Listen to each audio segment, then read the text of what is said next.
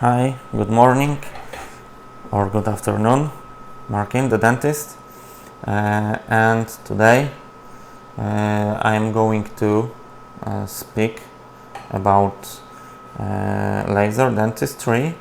So in today's episode we are going to work with YAG. That's why I'm wearing my safety glasses on. Not just to show them off, but to remember to you that it is very important to always wear the safety glasses on when you work with your laser device, because laser device is effective but also dangerous when used with by unskilled operator, and when you forget to wear yourself or to give to your patient safety glasses, you can make some serious damages to your eye. And as is told in this joke, you can see the laser only twice, one with your left eye and one with your right eye. And always have it in the back of your head when you are starting to work with your laser, especially with YAG laser, which I am going to show you today, because this one is really dangerous and can make some serious damages to our eyes. Okay, so as told, today I am going to work with YAG. On my device it is here. So this YAG is given from this device through this fiber here. We have two fibers, 300 microns, which is color red, and 200 microns, which is color black here. 200 microns is used specially in endodontics, 300 for all others purposes I need to use. So we have this control panel here. We can see our control buttons on a touch screen, so I can switch between erbium and YAG. Today we are going to work with YAG. Here we can change our fiber. So today I am going to use 300 microns, and here we have possibility to set our frequency. So frequency is given in hertz. So in simple words, when you have 10 hertz, it means that you have 10 laser impulses per second. So 10 hertz means 10 pulses in 1 second. Here you can see the output power of your laser, and here you have some shortcuts which stands for pulse duration. So this shortcut is milli short pulse, this is short pulse, this is very long pulse. I don't know why they called them like this, but this means that your pulse will last 600 microseconds. This one will last approximately 150 microseconds. This one will last 100 microseconds. So that's it. So when you have 10 hertz, it doesn't mean that your impulse lasts 1/10 of second. It means that you have 10 pulses in between which you have pause. So you have pulse duration and then pause, and this shortcut stands for pulse duration. Okay, and there is a different effect for the tissue with different pulse duration, because there is a difference when you provide the same amount of energy in the time of 100 microseconds, and if you provide the same amount of energy in the time of 600 microseconds. So here you provide your energy 6 times slower. So your peak power is 6 times less, like something like this. And you need to always remember about what are you going to do. It requires different settings of your device, and this is what I am going to show you today with my device. But it doesn't matter what kind of device you have, it is always about physics and your understanding of physics. So I take my fiber, and first I need to prepare it for work. So I am going to cut it because I used it in the previous video to have a fresh new fiber. Okay, then I am going to take my patient, or ask my patient to come for the appointment. So today our patients are extracted third molar, I guess, extracted by me as long as I remember, and Polish sausage. And this teeth will stand for hard tissue and sausage will stand for soft tissues. So as you remember, I told in the previous episode, and if you do not, you, I think, should watch it. Erbium Nd:YAG laser absorbs in melanin or in hemoglobin, and those pigments are not present in our teeth. So if you try to use Nd:YAG laser on your teeth surface, as you can see, nothing happens, completely nothing. You does not cause any damages, any cavity preparation. The only thing what I am causing here is increasing the temperature, so the teeth is getting warmer, and that's it. No preparation of cavity, no cutting, nothing. And this is because teeth is not consisted of melanin or hemoglobin, and laser light is transmitted through it almost completely, and is absorbed in the deeper layers of our tissues or in the dental pulp if you aim it in that direction.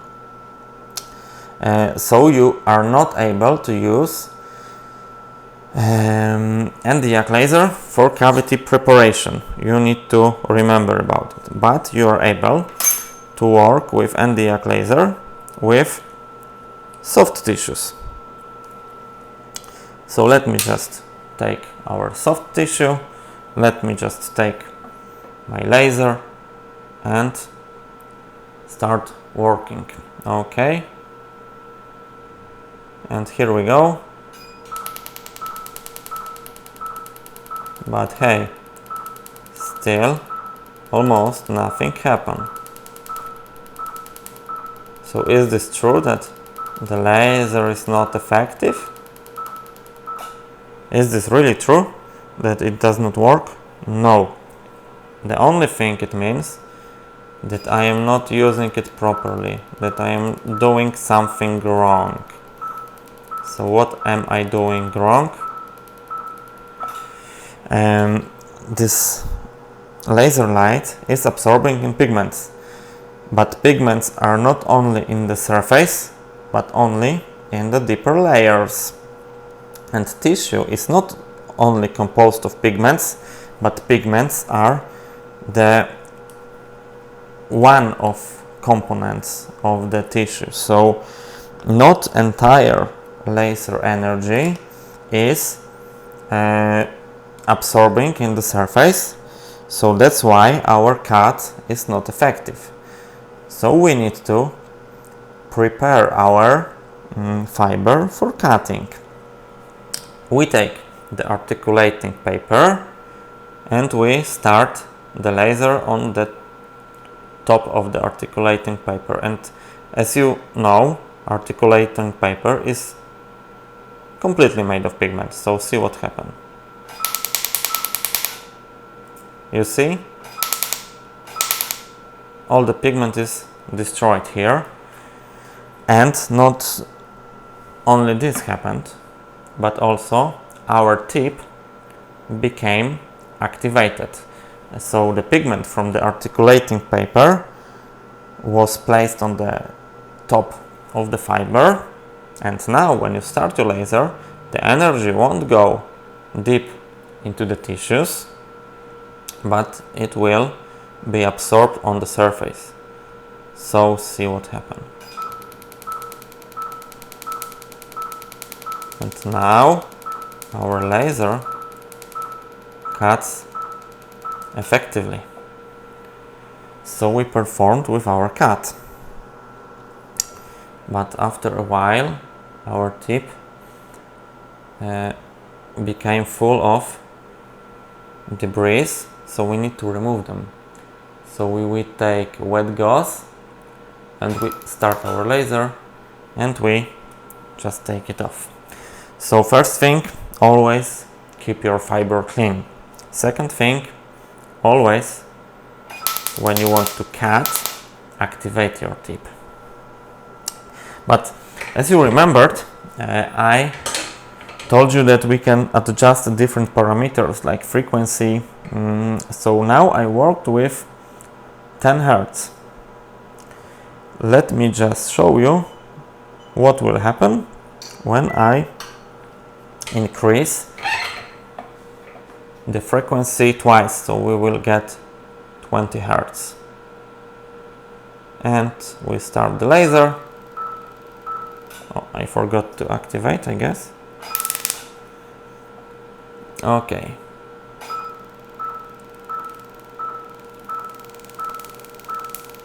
Our cut, I don't know if you can see it on the camera, but it gets a little smoother. It's not as sharpened as before. So it means that I work with the same output power, but by increasing frequency, I reduce the energy, so my cut gets smoothened. So let me just increase the frequency up to 50 Hz, and here we go. So as you can see, laser does not start to cut as fast, but our cut is much smoother. And okay, what you see here is that when I work with my laser too long in one place, I become to carbonize the tissues. So another thing that you need to know is that you can regulate your power or the energy that you give to the tissues during time, not only by adjusting it on the device, but also with the movement of your hand. So see, here I move my hand very slow. So as you can see, I cut deeper but also I become to carbonize the edges. But now I am going to move my hand a little faster.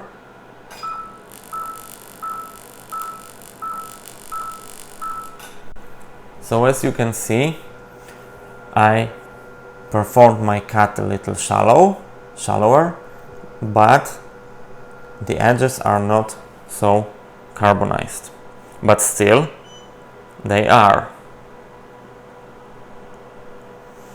Let me just show you what will happen when I will also increase the frequency twice more.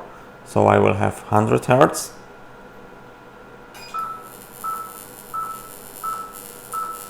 So now you can see here carbonization was more, here is less, because I started to moving slowly and I fastened my move. So again, I will fasten my movement of my hand during time. Slowly and faster, faster, faster, faster, faster, faster, faster, faster.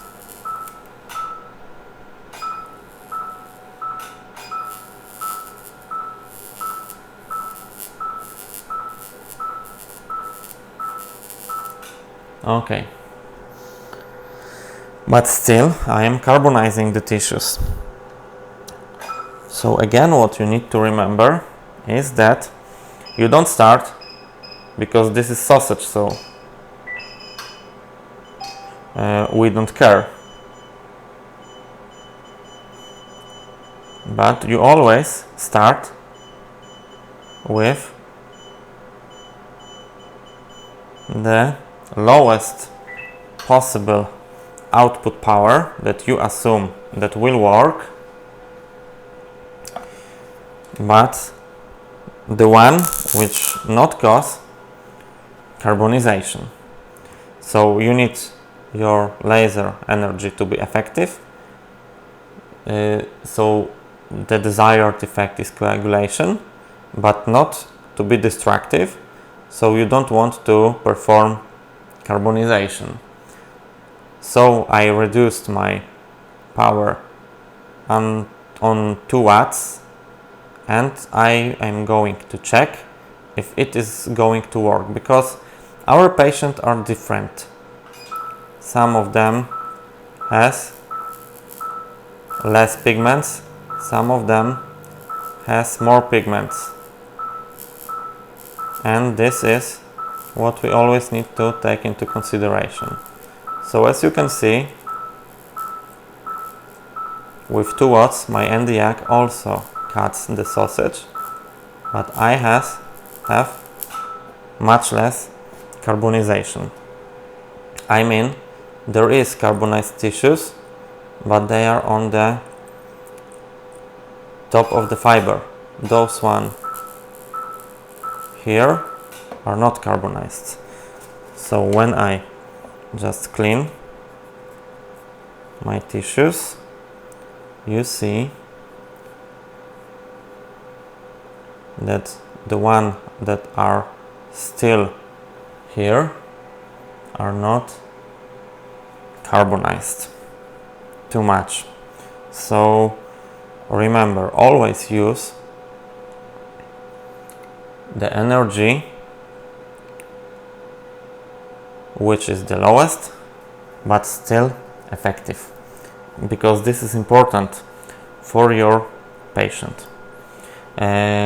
So I hope this episode will be educational for you, and if you have some problems with working with your laser, let me know. I will try to help you. And in the next episode I'm going to show you how to use your erbium YAG laser. See ya, take care.